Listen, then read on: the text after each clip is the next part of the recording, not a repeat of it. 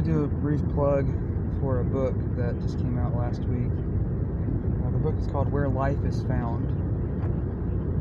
Stories of faith, purpose, and belonging at Camp Barnabas. It was written by Ruthie Burrell, who was hired by the Barnabas Foundation to tell the story of Camp Barnabas.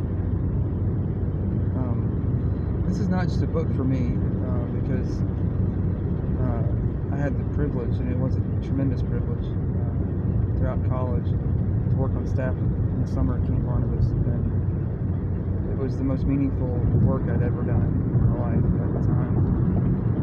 And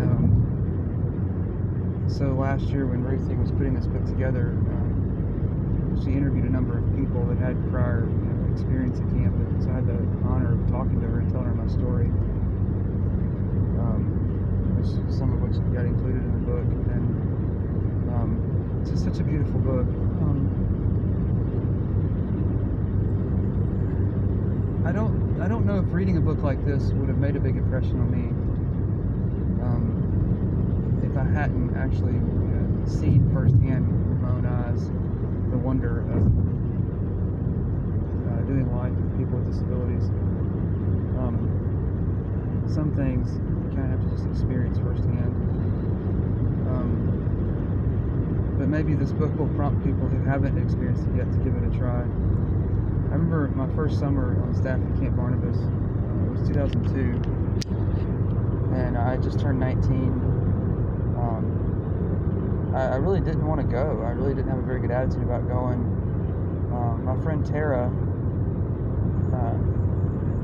one night at Baptist Student Union, spoke. It was the summer missions night where people were sharing stories about summer ministry they had done the year before in an effort to recruit people for the following summer. Tara shared that she had worked at Camp Barnabas.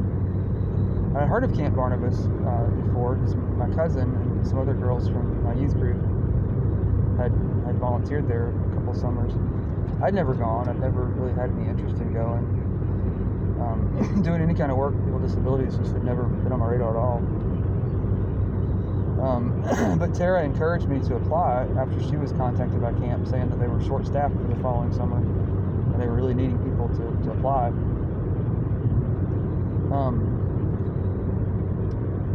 Several months earlier, I'd broken up with the only girlfriend I ever had in high school, and she wasn't interested in me at the time, but I was still very interested in her.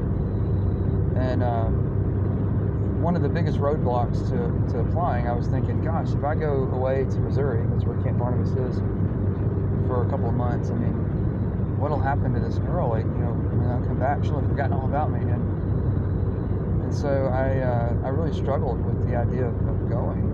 That previous spring, Baptist Student Union had gone on a spring break mission trip that I hadn't gone on.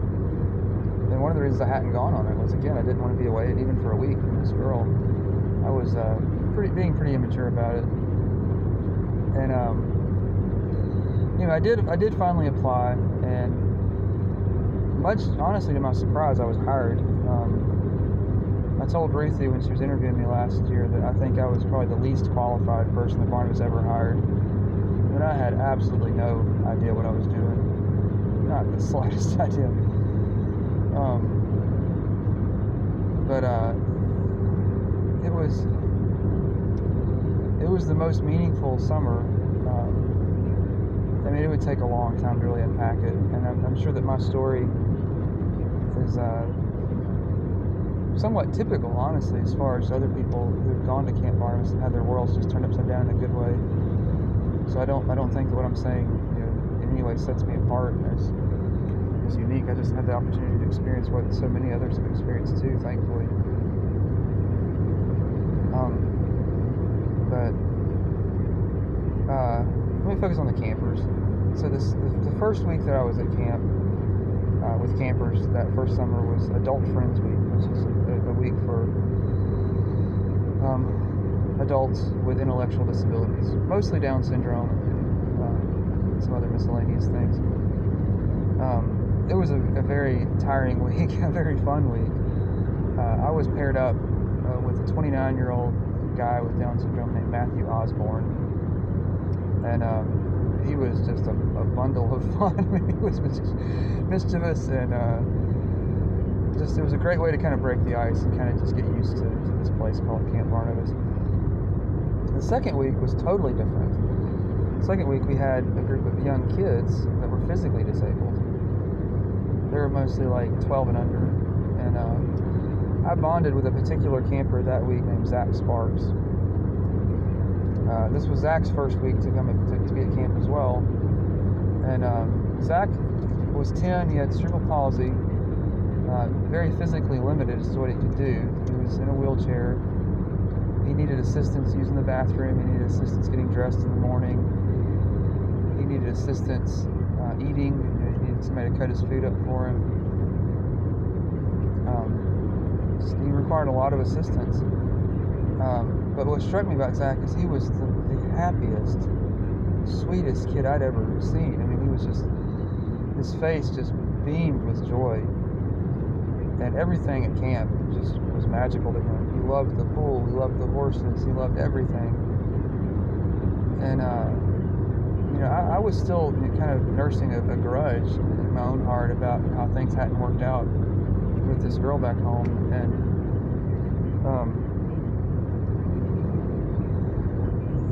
I see Zach, and I think, like, man, he's got so many more hurdles than I do to overcome. He's got so many more reasons to have a bitter attitude. He can't walk. I mean, he'll barring some kind of miracle, never be as independent as I am. He'll never be able to do the things that I do routinely and just take for granted being able to do. And he was so content and so happy, and I just he blew me away, and he humbled me, and he made me see that I had taken so many things for granted, most notably the ability to walk and the ability to be physically independent.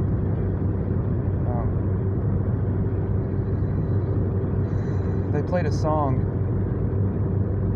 during our closing ceremonies that week. We watched a video kind of recapping the week's events, and one of the songs that was on the video this particular week was a song called "Thank You for Noticing Me," and I'm going to come back to that song in a minute. Let me fast forward for the sake of time. So the very last week of the summer, I was paired up with another camper that made a huge impact on me, Justin Tompkins. Justin Tompkins I'd learned about during staff training week because Cindy, the camp nurse, had been asked during her training session who her all-time favorite camper was. And without hesitation, she said Justin. Justin has neurofibromatosis, which means he has tumors that are in his head, causing his face to appear disfigured. He also has glaucoma, which means he's blind.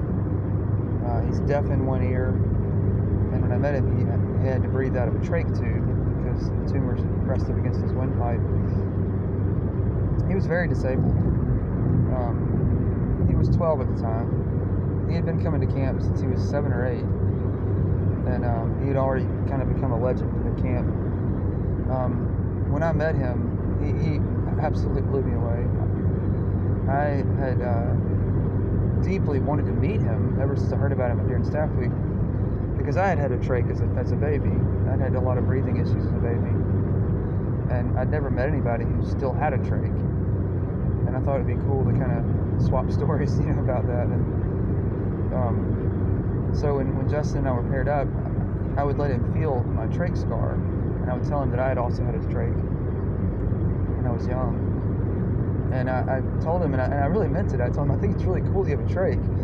Not because I, thought his health issues were cool, but I just thought it was so cool that we had this thing in common. I'd never met anybody with a trach, and it was kind of a bonding thing, Like, what, you too? You have a hole in your neck too, And so I would tell Justin, Justin, you're so cool because you have a trach.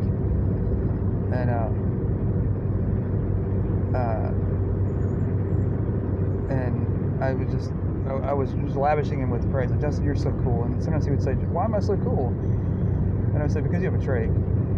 And by the end of the week, I would ask Justin, why are you so cool?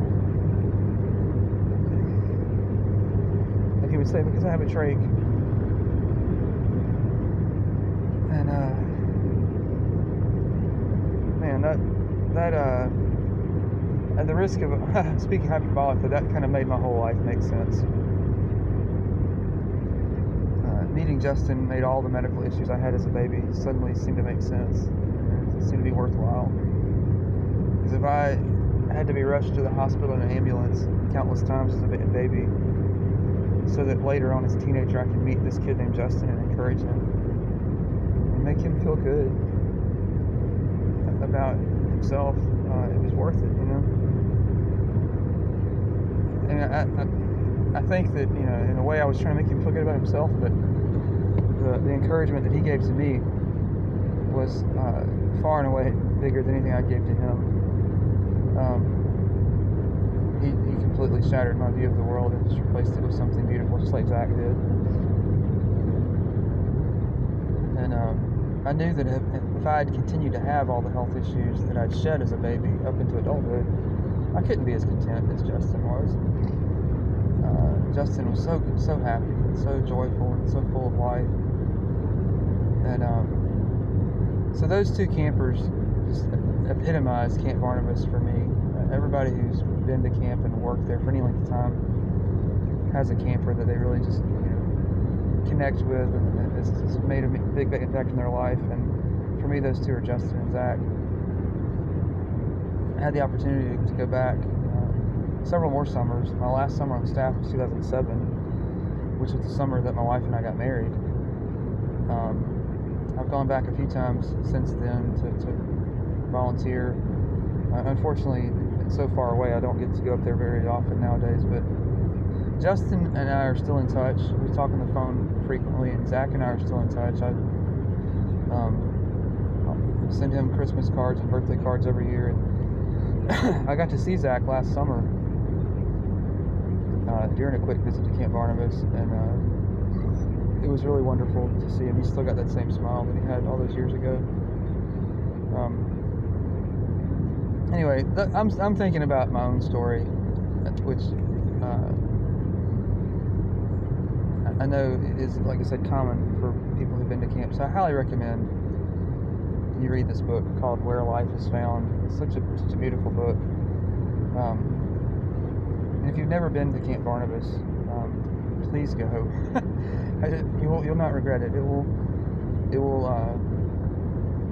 will bless your soul in a way that I don't think anything else in the world quite can. Please go and